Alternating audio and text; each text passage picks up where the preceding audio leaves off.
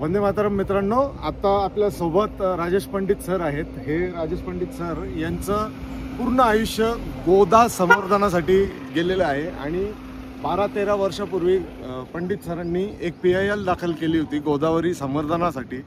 तर तिचं नेमकं काय चालू आहे, तिचं नेमकं काय झालंय, खरंच गोदावरी आज तिच्यामध्ये काही फरक पडलेला आहे का 12 वर्षाच्या पूर्वीच्या आणि आजच्या गोदावरीमध्ये? तर पंडित सर आपल्याला थोडं सांगू इच्छितात. सर कसं आहे, आज मला जी माहिती मिळाली की आता जनता रस्त्यावर उतरलेली आहे आणि जनता आपल्या आपल्या घरामध्ये लहान लहान मुलं असतील, महिला असतील, या सुद्धा उपोषण करतायत आणि त्यांची मागणी काय आहे की माननीय उच्च न्यायालयाच्या आदेशाचं पालन करा एका विशिष्ट टाइम फ्रेममध्ये. अगदी रास्त मागणी आहे आणि हीच मुवमेंट आम्हाला अपेक्षित होती डे 1 पासून. की आज 4-2 लोक म्हणतात गोदावरी चांगली व्हावी, स्वच्छ, अविरल, निर्मल, स्वतंत्र व्हावी, राहावी. हे जे काही 4-5, 10-15 पर्यावरण प्रेमींचं म्हणणं आहे, हे ज्या वेळेला समाज म्हणायला लागतो की आम्हाला आमची गोदावरी पाहिजे, त्याच वेळेला खऱ्या अर्थाने गोदावरीची मुवमेंट चालू होते त्या पॉईंटपासून. बिकॉज 4-2 लोकांनी होण्यासारखं काम नाही आहे हे काम जनतेला सगळ्यांना उतरावंच लागेल. आणि मागणी काय हो, मागणी एकदम किरकोळ आहे की उच्च न्यायालयाने आदेश दिलेले आहे त्याचं पालन करा. बरं, आता तुम्ही जो प्रश्न विचारला की हे 10-12 वर्षापासून चालू आहे मुवमेंट, खरी गोष्ट आहे. त्याच्यामध्ये काही अंशी म्हणजे यू कॅन से 5-10% सुधारणा झालेली आहे. जो आता फोम वगैरे आपल्याला सगळा जो दिसतो खाली किंवा प्रदूषित पाणी खाली दिसतं STPच्या डाऊनस्ट्रीमला किंवा अगदी चांदोरी सायखेडा भागामध्ये, ते रामकुंडावर होतं. ती पोझिशन रामकुंडावर होती. ओके. 10-12 वर्षापूर्वी म्हणजे आसाराम बापू पुलाच्या इथे चांदोरी सारख्या पाणवेली आसाराम बापूच्या इथं होत्या आणि त्यावेळेला तिथं 3 म्हशी त्या पाणवेलींमध्ये गुरफटून मेल्या होत्या. इतकी ती पाणवेली कडक होती. त्या पाणवेलींना क्रेननी काढावं लागलं होतं. ती ही पोझिशन होती. आपण असं नाही म्हणू शकत का गोदावरी अगदी छान झाली, ओके, पण एवढ्यासा पॅच नीट व्हायला 10-12 वर्ष लागले. नाही पण सर 12 वर्ष महानगरपालिका का इम्प्लिमेंट करू नाही शकत आहे त्याला? सर हा सगळा आहे ना भांडण प्रायोरिटीचं आहे. आपण समजून घ्या, प्रायोरिटीचं भांडण आहे की इन्फ्रास्ट्रक्चर आधी का नॅचरल रिसोर्सेस आधी.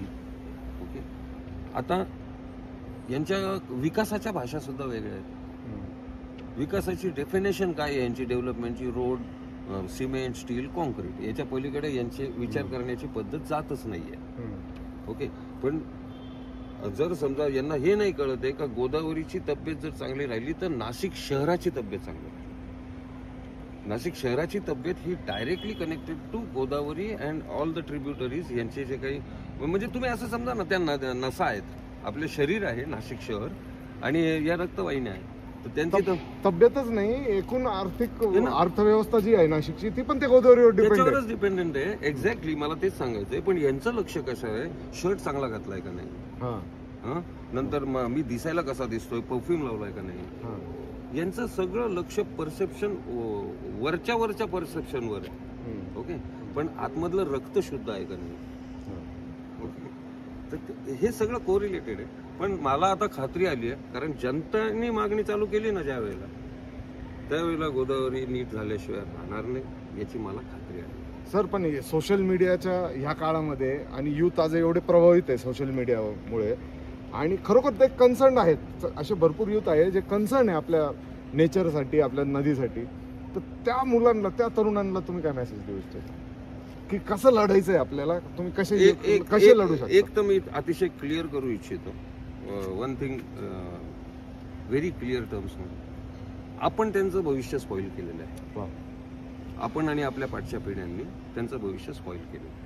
आज ते ज्या वेळेला त्यांच्या डोळ्यात डोळे घालून जर त्यांनी आपल्याला प्रश्न विचारला की तुम्हाला काय राईट होता आमचं भविष्य खराब करायचं, तर आपल्याकडे नाही. त्या रिपेंटन्स मध्ये का होईना प्रत्येकाने काम करायला पाहिजे.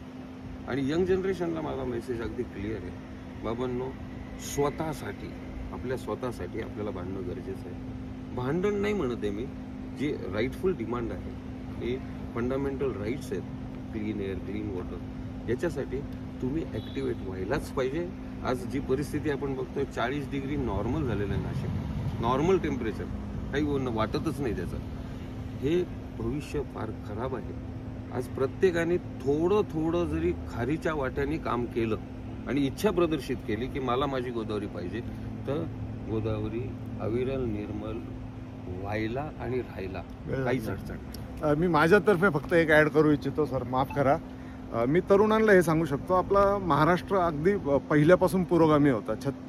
छत्रपती शाहू महाराज असो की तुकाराम महाराज असो किंवा गाडगे महाराज असो, हे नेहमी आपल्याला हेच सांगत आले की धर्म देव आहे ना हा तुमच्या कर्मामधून असतो.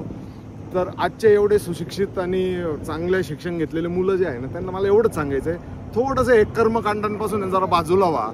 हे मृतदेह लाकडांवर जाळणे, नंतर त्यांची राख हाडकं पाण्यामध्ये टाकणे, ह्या गोष्टींपासून थोडं बाजूला व्हा. आपल्याकडे इलेक्ट्रिक भट्ट्या आहे जिथं आता डेड बॉडी जाळता येतील.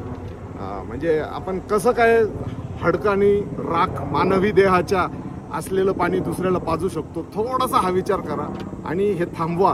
हे तुमच्या हातात आहे. एवढं जरी तुम्ही केलं तरी गोदावरी मला वाटतं 50% क्लिअर होऊन जाईल. चलो, धन्यवाद.